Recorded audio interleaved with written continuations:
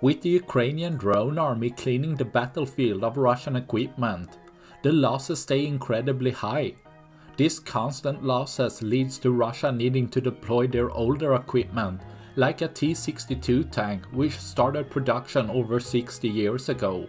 Even with improvement, the tank is far beyond today's standard and made an even easier target when the crew leaves the hatches open, making an easy strike from Ukraine's drone army to take out the old tank, resulting in more Russian equipment getting destroyed, leaving less and less for each day.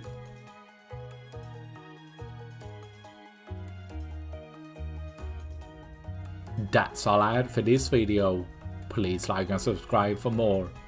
Thanks for watching. Bye.